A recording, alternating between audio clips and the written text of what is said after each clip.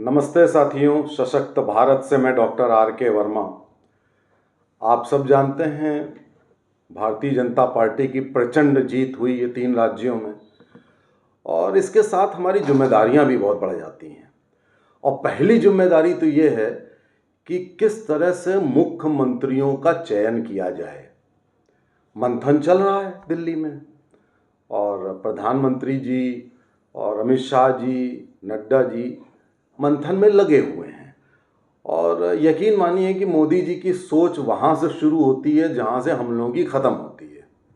उसके बावजूद भाई कुछ विश्लेषण करने का तो हक बनता है। तो विश्लेषण करने में सबसे पहले तो मैं सोचता हूँ राजस्थान पर चर्चा होनी चाहिए। साथियों, राजस्थान एक बॉर्डर स्टेट है।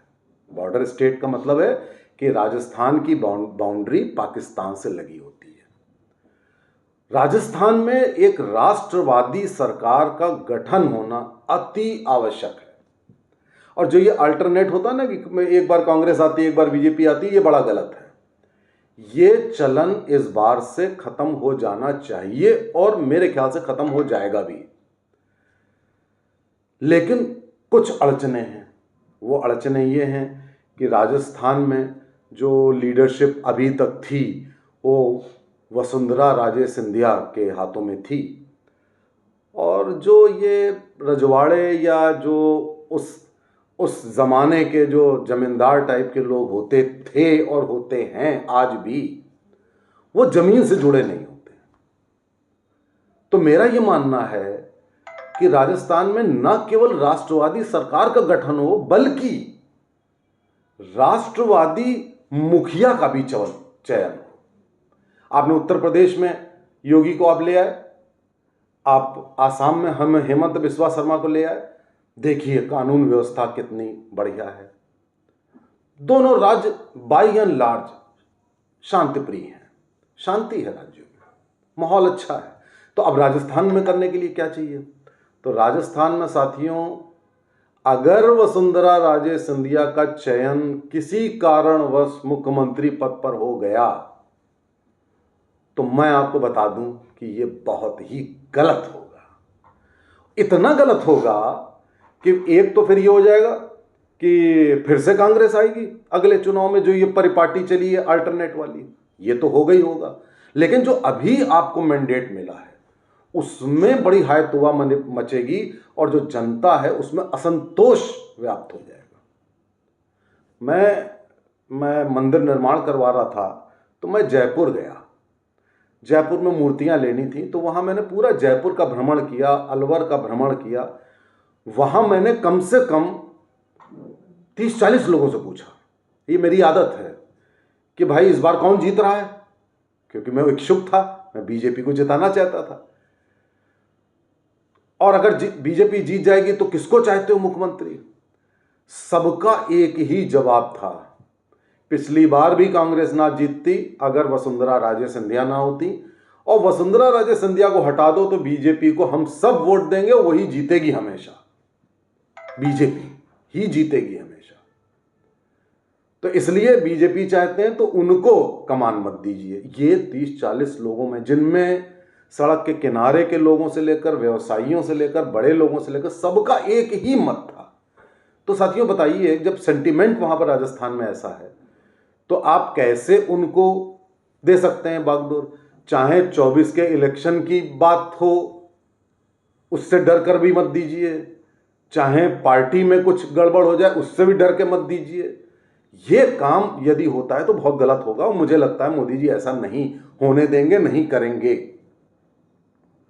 लेकिन मीडिया में तरह तरह की खबरें आ रही हैं कि उन्हीं को कमान देने जा रहे हैं।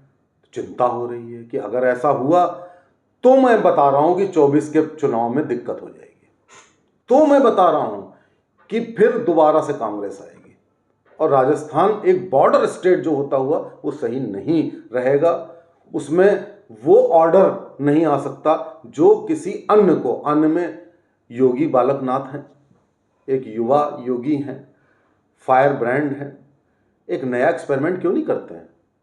अगर योगी आदित्यनाथ को यहाँ कर सकते तो वहाँ भी कर सकते हैं। आप कन्वेंशनल पॉलिटिशियन से आप एक नए पॉलिटिशियन में करके देखिए तो आप पहले तो आपको चेहरा नहीं मिल रहा था, अब मिला है तो उसको आप चरितार्थ करिए।